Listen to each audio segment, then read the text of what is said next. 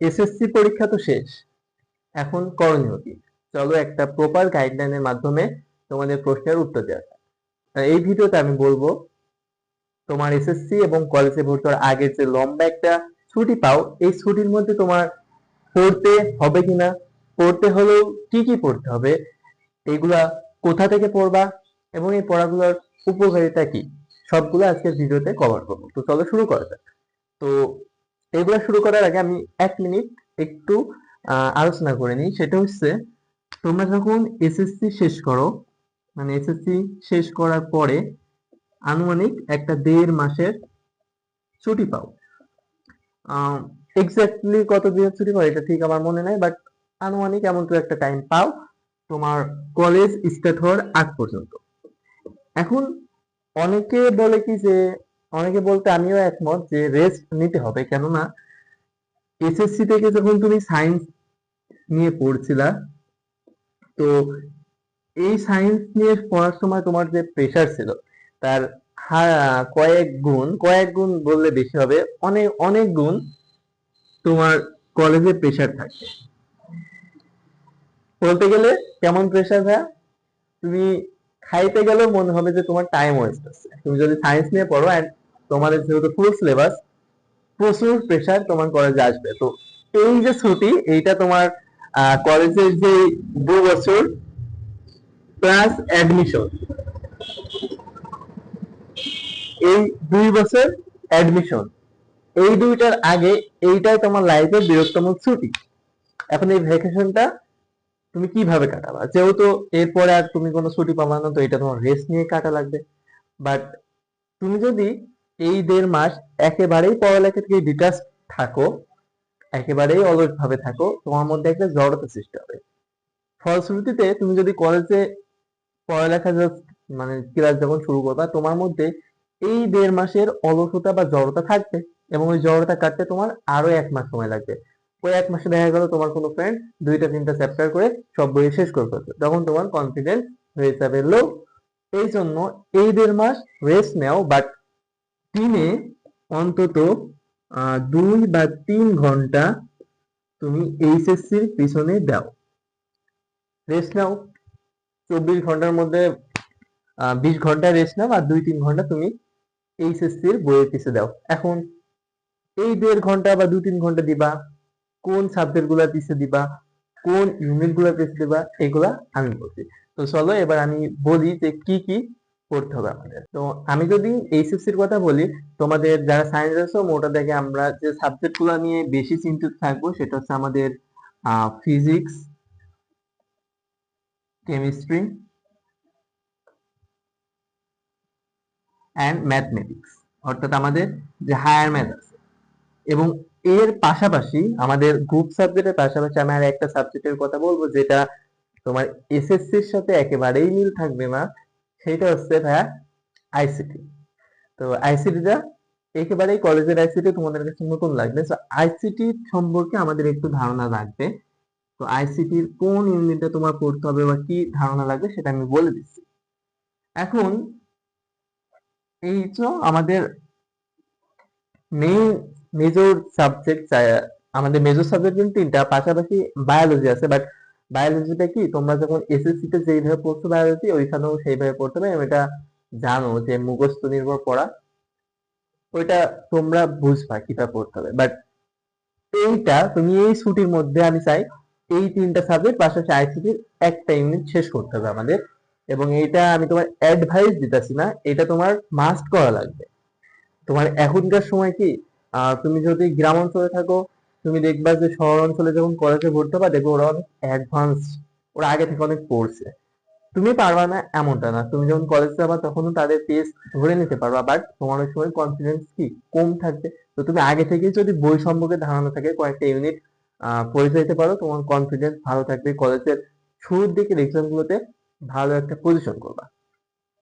তো আরেকটা কথা হচ্ছে, কলেজে আমাদের ফিজিক্স, কেমিস্ট্রি, ম্যাথ, বায়োলজি এগুলো কিন্তু সব 2টা করে পার্ট আছে, ফার্স্ট পেপার সেকেন্ড পেপার, এটা জানো হয়তো। তো আমি জাস্ট কয়েকটা ইউনিটের নাম বলবো, এগুলো তোমরা ট্রাই করবা না, মাস্ট। পরীক্ষার যে আগে, যে কলেজে ওঠার আগে যে 1.5 মাস মাস্ট এগুলো শেষ করতে হবে। তো শুরুতেই ফিজিক্সে আসি। ফিজিক্সে তুমি ফার্স্ট পেপারে দেখবা ভেক্টর নামে একটা ইউনিট আছে। কি নামে? ভেক্টর। এই ভেক্টরটা শুধু ফার্স্ট পেপারের ভেক্টর ইউনিটেই লাগবে বিষয়টা এমন না, এটা হচ্ছে ফিজিক্স একটা বেসিক একটা ইউনিট, যেটা তোমার ফার্স্ট পেপারের ভেক্টর ইউনিটে তো লাগবেই। পাশাপাশি বেশ কিছু ইউনিট আছে যেগুলো ভেক্টরের রুলস তোমার কাজে লাগবে। ইভেন তুমি যখন ফিজিক্স সেকেন্ড পেপারে যাবা, তোমার সেখানে স্থিরতড়িৎ পাবা, ওইগুলা মেজর অংশ ভেক্টরের রুলস লাগে।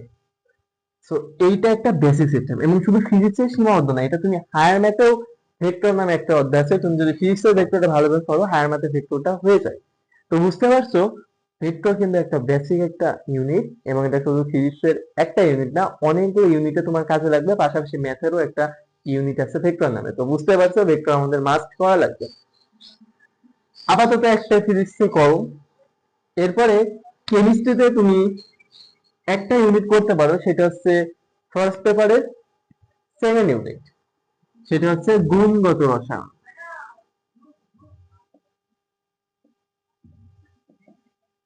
গুণগত রসায়ন এইটাই কেন করবো ভাইয়া? Chemistry first paper and second paper, পাঁচটা 10টা ইউনিট আছে। তো তোমার কলেজে যাওয়ার পরে শুরুর দিকে যে পরীক্ষাগুলো হবে কলেজে, ওইগুলোর কোনো ইউনিট থাক বা না থাক, এই ইউনিটটা তুমি যে কলেজেই পরীক্ষা দাও না কেন, এই ইউনিটটা তোমার পরীক্ষায় থাকবে, ইউনিট থেকে কোশ্চেন থাকবে।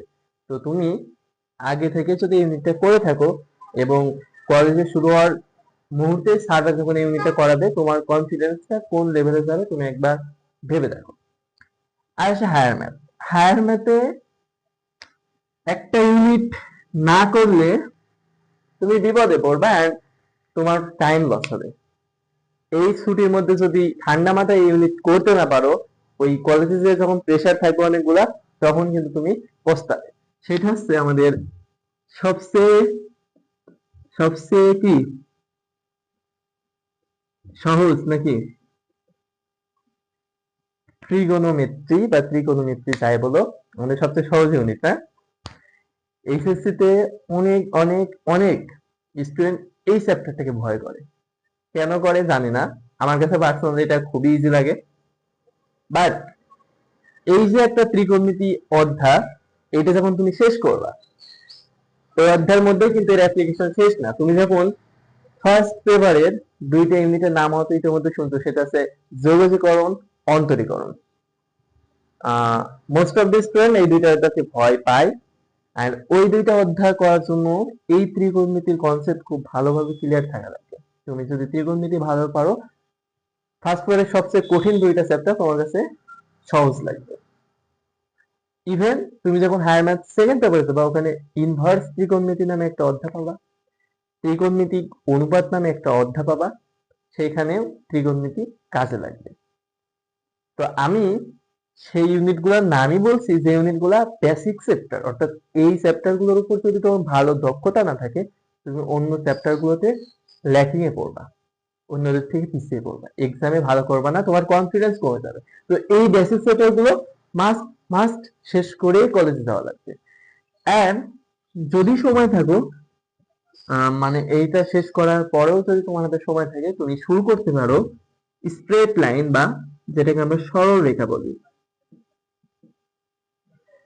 এবং এটা অনেক বড় একটা চ্যাপ্টার, এটা 3.1 থেকে 3.7 পর্যন্ত 7টা অনুশীলনের মাধ্যমে শেষ হয়েছে। তো বুঝতে পারছো অধ্যায়টা অনেক বড়, বাট সুবিধার কথা হচ্ছে তুমি এসএসসি তে যেগুলো পড়ছো ম্যাক্সিমাম, অর্থাৎ আমি যদি বলি যে 3.1 থেকে 3.5, এই যে এই 5টা অনুশীলন তোমার এসএসসির সাথে অনেকটা মিল আছে। জাস্ট লাস্টের দুইটা পার্ট তোমার এসএসসি তে একেবারেই পরিচয় ছিল না। তো যেহেতু মিল আছে, এটা পড়তে তোমরা মজা পাবা। এন্ড এইটাও হায়ার ম্যাথের বেসিক একটা চ্যাপ্টার। তো এই দুইটা ইউনিটে কিন্তু ফার্স্ট পেপারের, বাট এদের অ্যাপ্লিকেশন সেকেন্ড পেপারও আছে। তো বুঝতে পারছো এইটা একটা বেসিক চ্যাপ্টার, লাইক ভেক্টর। ভেক্টরও কিন্তু ফিজিক্সের একটা বেসিক চ্যাপ্টার, যেটা তোমার ফার্স্ট পেপার সেকেন্ড পেপারের অন্যান্য অধ্যায়তেও লাগে। ওকে, এবার আগে আগে কিন্তু ত্রিকোণমিতি বেশি গুরুত্ব দিয়ে করতে হবে এবং খুব ভালোভাবে শেষ করবা। কলেজে যাওয়ার আগে অবশ্যই অবশ্যই ত্রিকোণমিতি শেষ করবে, এবং এগুলার বেনিফিট বলতেছি পরে। আর আইসিটি তে আমি একটা নাম বলবো, আইসিটি তে তো তোমার কাছে ইউনিট গুলো এসএসসির সাথে একেবারেই মিল থাকবে না। তো তুমি একটা ইউনিট করতে পারো, সেটা হচ্ছে ইউনিট 3। এটাকে আমরা বলি সংখ্যা পদ্ধতি।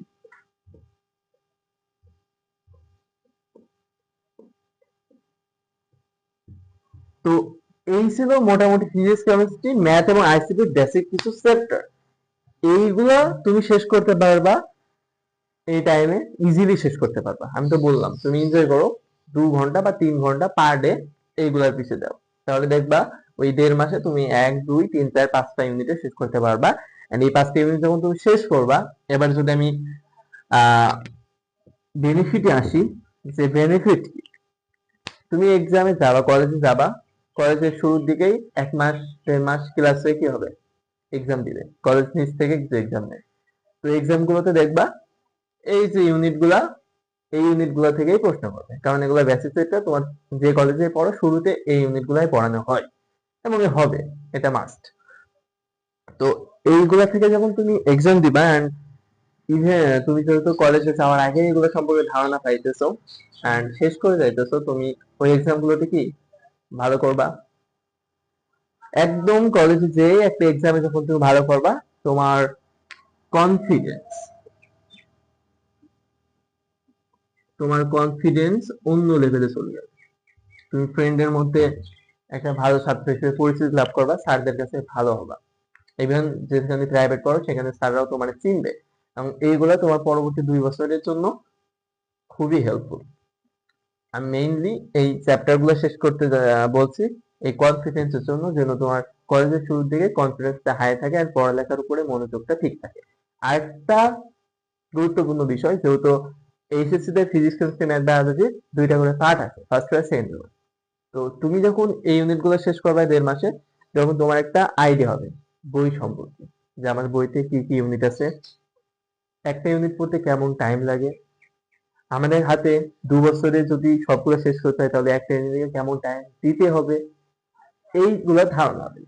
তুমি যদি এখন এগুলো না করো, কলেজে ওঠার পর পর তোমার কাছে এগুলো পাহাড় সমান মনে হবে, তোমার কাছে সবকিছু অগোছালো লাগবে, তখন দেখা গেলো তোমার বই সম্পর্কে ধারণা পাইতেও 1 মাস লাগতেছে। ওইটা কিন্তু আমাদের দরকার নাই, ওই সময়টা কিন্তু আমাদের লস যাবে না। বাট এখন যেহেতু তুমি ছুটির মধ্যে আছো, একটা ভ্যাকেশনের মধ্যে আছো, এখন তুমি এগুলো যখন পড়বা, তখন তুমি এই অধ্যায়গুলো সম্পর্কে তো জানতে পারবে, পাশাপাশি বুঝতে পারবে যে আমাদের বইতে কি ইউনিট আছে এবং ইউনিট গুলো কেমন কি সময় লাগে। আশা করি এর বেনিফিট বুঝাইতে পারছি। এখন ভাইয়া পড়বো কোথা থেকে, সোর্সটা কি, তাই না? তো ভাইয়া পড়তে তো বললেন, এখন কি আমরা কি টিউটর দেখবো, স্যারদের পিছে ঘুরবো, না সিনিয়র পিছে ঘুরবো যে ভাই একটু পড়ান? দরকার নাই, আমি তো বলছি তোমরা রেস্ট নিবা, কারণ এই টিউটর রাখলে বা প্রাইভেট পড়তে গেলে দেখা গেলো আরো 1 ঘন্টা লস হয়ে গেল, 2 ঘন্টা পড়তে গেলে 1 ঘন্টা যাতায়াতে এসে, কোনো দরকার নাই টিউটরের। সোর্সটা একটাই, এবং সেটা ইতিমধ্যে তোমরা ইউজ করো, সেটা হচ্ছে ইউটিউব। ভাই ইউটিউবে যে পরিমাণ ফ্রি লেকচার আছে, তুমি যদি শুধু এই লেকচার গুলো ফলো করো তাহলে তোমার অ্যাডমিশনে টপ করতে পারো, এত ফ্রি লেকচার আছে। বাট যেহেতু অনলাইন ক্লাসের একটা বড় অসুবিধা আছে, কারোর কনসিস্টেন্সি বজায় থাকে না, তারা হচ্ছে ডিস্ট্রাক্ট ফিল করে, তারা নিয়মিত করতে পারে, এই জন্য আমরা অফলাইনের প্রয়োজন নেই। বাট এখন যেহেতু তোমার ছুটি, আমি তো তোমার বলছি না সারাদিন পড়ো, তো অল্প কিছু সময় তুমি রুটিন মাফিক 3 ঘন্টা সময় দাও ফ্রি ক্লাসে। এখন আমি কিছু টিচার সাজেস্ট করতে পারি, যেমন সংখ্যা পদ্ধতিতে তুমি ইমন ভাইয়ের ইমন ভাই সার্চ দিও, উনি পড়ায় হচ্ছে decoder batch, decoder, ওনার ফ্রি প্লেলিস্ট আছে। এই ইমন ভাইয়ের ক্লাসটা সংখ্যা পদ্ধতি দেখে ফেলতে পারো। যদি ত্রিকোণমিতিতে আসি আমি, এটা তুমি অভি অভি অভিদত্ত তুষার অভিদত্ত তুষার এই ভাইয়ের ক্লাস দেখতে পারো। ইমন ভাই এবং অভিদত্ত তুষার ভাই দুইজনে কিন্তু হচ্ছে এসএস এর, তো এনাদের ক্লাস দেখতে পারো। সরলরেখা তুমি দেখতে পারো, আচ্ছা সরি, অভিদত্ত তুষার ভাইয়ের পাশাপাশি তুমি চাইলে রাকিব ভাইয়ের ক্লাস দেখতে পারো। এনারা তিনজনই এসেছেন এবং এদের তিনজনেরই ফ্রি ক্লাস আছে। এবং সরলরেখাও তুমি রাকিব ভাই অথবা অভিসারের অভিদত্ত তুষার ভাইয়ের দেখতে পারো। তো এনাদের ক্লাস ইউটিউবে ফ্রিজে পেয়ে যাওয়া দেখতে পারো। আর গুণগত রসায়ন যদি বলি, এটা তুমি বন্দি পাঠশালা ইউজ করতে পারো, অর্থাৎ বন্দি পাঠশালা দেখো অনেক ফ্রি প্লেলিস্ট আছে। কোশ্চেন সলভ সিরিজ দেখো না, কিন্তু বেসিক বেসিক ইউনিটেরও লেকচার থাকে স্যারদের, ওইগুলা দেখবা। বন্দি পাঠশালাকে ফলো করতে পারো। এখন ভেক্টর ফিজিক্সে অনেক টিচার আছে, ইউটিউবে একটু ঘাটাঘাটি করলো, যারটা ভালো লাগে তারটা দেখো। আমি কোনো টিচারের নাম আর ভেক্টরের কোনো বলছি না। তবে চাইলে যদি পাও, সেটা হচ্ছে অপূর্ব ভাই, এই অপূর্ব ভাইয়ের যদি ফ্রি প্লেলিস্ট থাকে, লেটেস্ট প্লেলিস্ট যদি থাকে, ওনার ক্লাসটা করতে পারবে একটু। তো এই গেল সামারি। আশা করছি তোমাদের একটা প্রপার গাইডলাইন দিতে পারছি, এবং এইগুলা করবা। এইগুলা শেষ করে যদি তুমি কলেজে যাইতে পারো, তখন আমার কথা মনে হবে যে ভাইয়া কি উপকারটা নাই আমাদের করছে। স্টিল ভালো করে পড়ালেখা করো, ছুটি এনজয় করো, পাশাপাশি 3 ঘন্টা আমাদের এইগুলা পিছিয়ে দিবা। আসসালামু আলাইকুম, সবাই ভালো থাকো।